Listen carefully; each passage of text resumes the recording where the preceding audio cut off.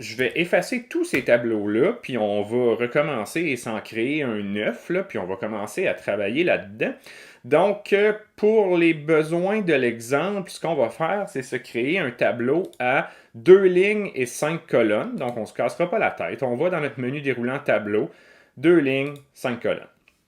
Donc, ce qu'on va faire ici, là, dans notre premier tableau, puis ça reprend un petit peu là, un des tableaux qui est présenté dans le document d'exercice, c'est qu'on va inscrire le nombre de victoires dans les tournois du Grand Chelem de 3 joueurs, donc Rafael Nadal, Novak Djokovic et Roger Federer. S'il y a des fans de tennis dans la place, là, vous savez de qui je parle. Donc, ce qu'on va faire dans la première rangée, c'est qu'on va mettre les 4 tournois du Grand Chelem. Donc, c'est le Open d'Australie. Ensuite, il y a les internationaux de France qui vont avoir lieu bientôt. Il y a Wimbledon ensuite et on termine ça avec le US Open. Là, donc ça, c'est mes 4 tournois du Grand Chelem. Sur la première colonne, je vais venir inscrire le nom des 3 joueurs qui m'intéressent. Puis, dans chaque case, là, je vais indiquer combien de fois chaque joueur a gagné tel tournoi. Donc, on va commencer avec comme ça. Rafael Nadal, il a gagné 2 fois l'Open d'Australie. Il a gagné 13 fois les internationaux de France, 2 fois Wimbledon et 4 fois le US Open. Là, moi, je veux mettre 3 joueurs différents dans mon tableau, mais j'ai seulement créé un tableau à 2 lignes, donc 2 lignes, 5 colonnes. Il faudrait que je me crée d'autres lignes pour ajouter des joueurs. La façon la plus simple de faire, mettons que vous commencez à créer un tableau, puis là, vous vous rendez compte à la fin qu'il vous manque une ligne, bien, rendu à la dernière case de votre tableau, tout ce que vous avez à faire, c'est appuyer sur la commande tab pour créer une nouvelle ligne. En fait, la commande tab permet de passer d'une case à la case suivante. Donc là, si je suis dans la première case de la deuxième ligne, si j'appuie sur le bouton là, de tabulation sur le clavier, bien, ça me fait passer à la case suivante, encore tabulation, case suivante, tabulation, tabulation. Là, je suis rendu à la dernière case. Si j'appuie une nouvelle fois sur tabulation, bien, ça vient me créer une nouvelle ligne là, avec tout le bon setup de colonnes là, déjà bien aligné. Donc, on va venir ajouter notre deuxième joueur. Comme ça. Puis là, je fais mes tabulations pour passer d'une case à l'autre. Donc, 6 Open d'Australie, 1 internationaux de France, 8 Wimbledon, 5 US Open. Rendu à la fin de ma ligne, je fais une nouvelle tabulation pour me créer une nouvelle ligne avec la même organisation de cases. Et là, comme ça, mon troisième joueur. Donc, 9, 2, 6, 3. OK, fait que là, on a nos données de base pour créer un tableau, puis on va faire une case, en fait, on va faire une ligne totale. On va se concentrer sur le style du tableau, là, maintenant. Donc, pour venir modifier, là, on a nos données, en fait, non, on n'a pas encore écrit là, le total. Une chose qu'on va faire, c'est venir inscrire le total pour chaque tournoi.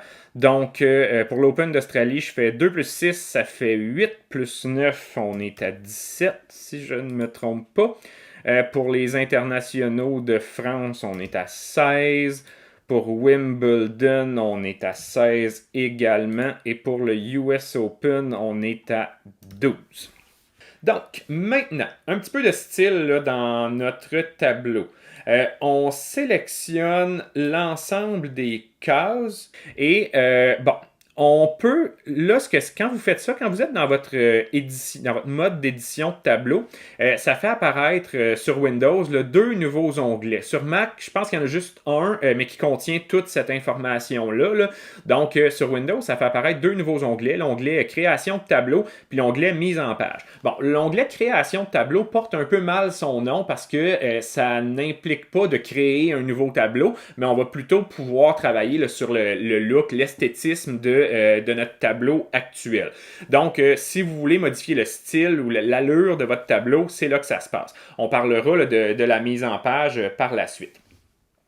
Donc, ce qu'on va faire dans un premier temps, c'est explorer les différents styles qui nous sont proposés là, pour le tableau, puis c'est ce qui occupe la majorité de l'espace dans la barre création de tableau, dans l'onglet création de tableau. Donc, on en voit quelques-uns ici.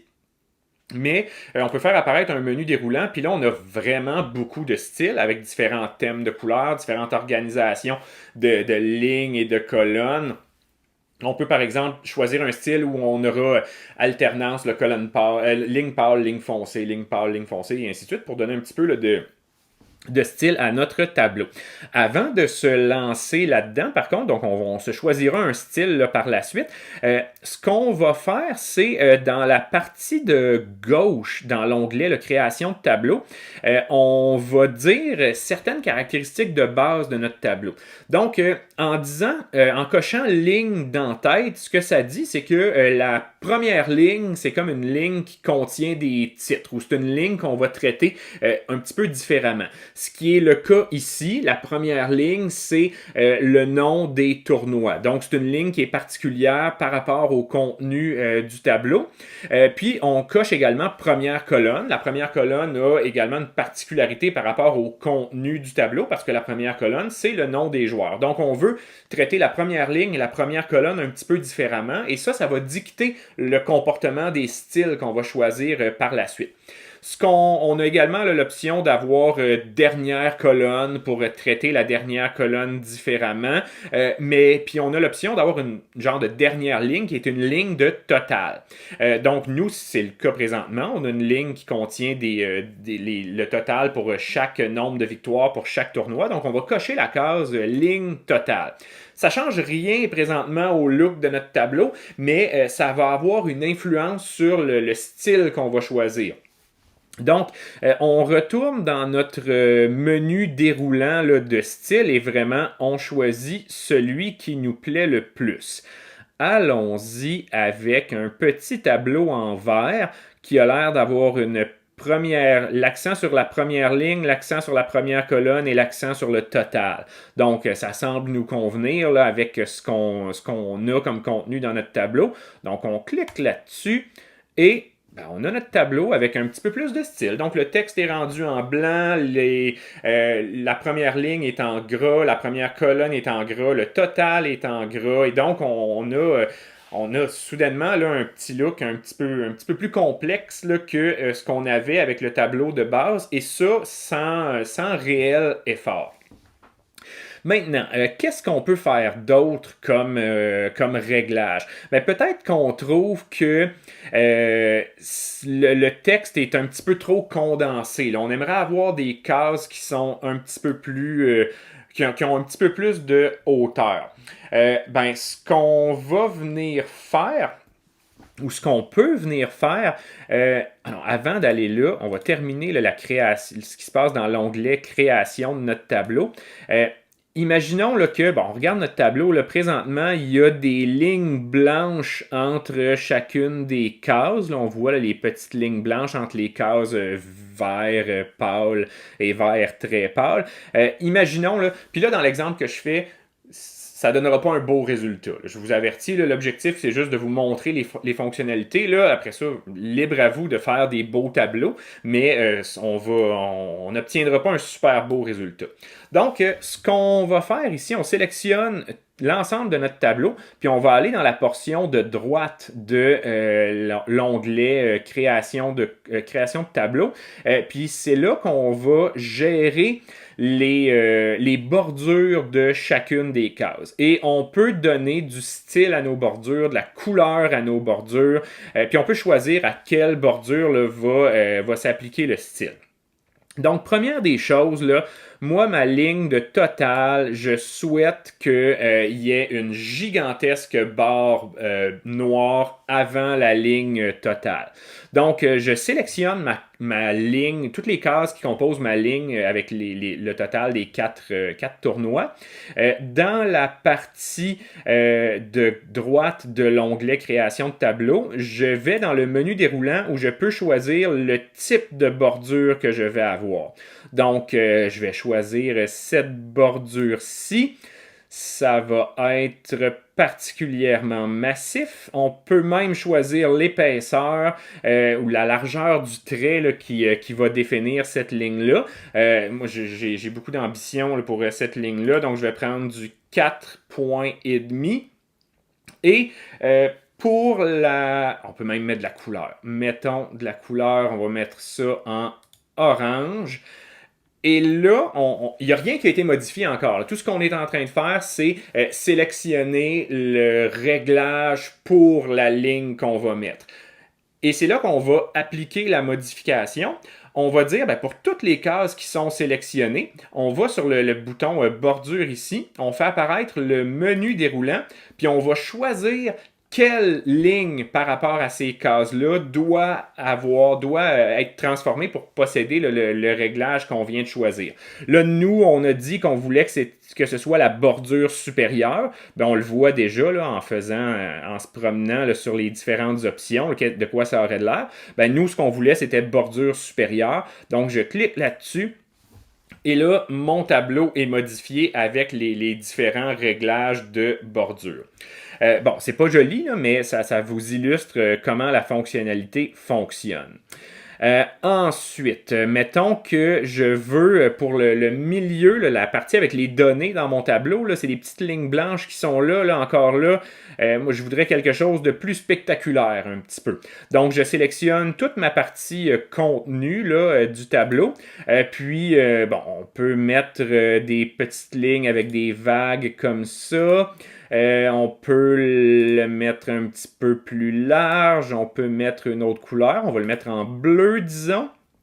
Et le même principe que tout à l'heure, une fois qu'on a défini le réglage du trait qu'on veut avoir, ben on va dire au tableau quelles bordures doivent être transformées pour posséder ce type de trait-là. Donc, on retourne dans le menu déroulant de bordure. Et là, on regarde, on trouve les options. Donc, nous, ce qu'on veut, c'est les lignes du milieu, là, ce qui est entre les différentes cases. Donc, on ne veut pas bordure inférieure, on ne veut pas bordure supérieure, ni bordure gauche, ni bordure droite. On veut les bordures intérieures, qui sont donc les lignes qui séparent les cases. Donc, on fait ça, on applique le réglage, et là, ben, mon tableau est de nouveau transformé. Puis, on peut manipuler les cases de cette façon-là.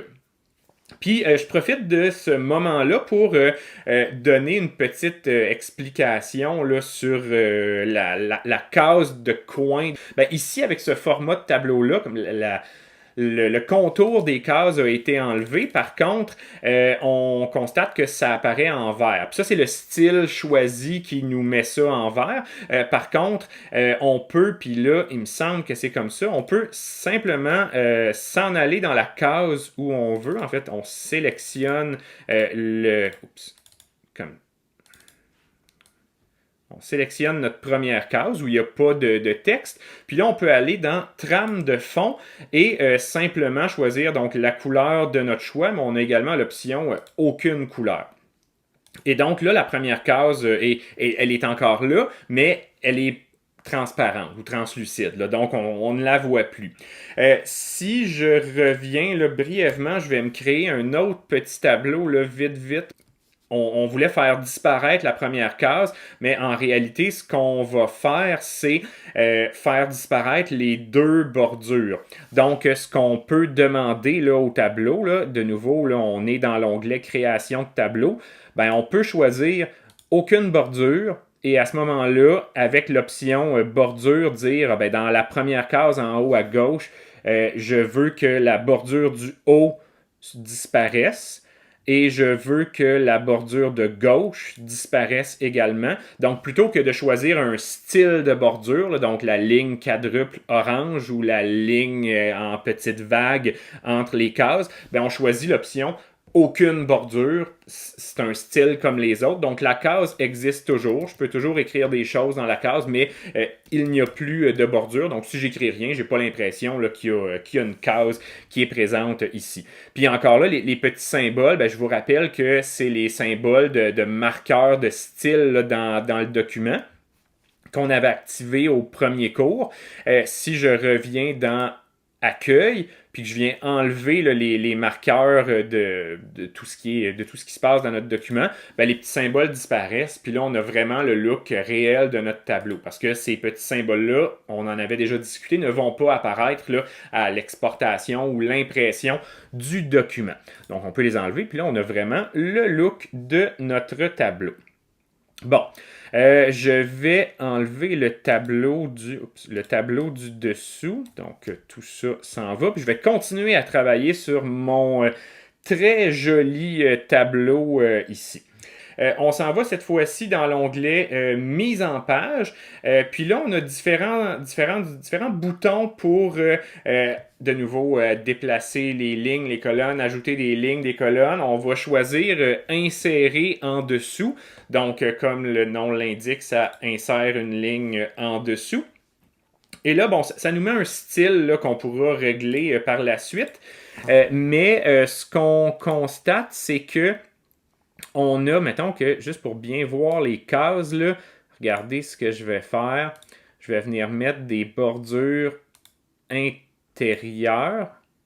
On va mettre une bordure toute simple comme ça. On va mettre ça comme ça ici. Puis, donc, bordure intérieure comme ça ici. Donc, c'est venu ajouter une ligne là, avec le même setup de cases là, que précédemment.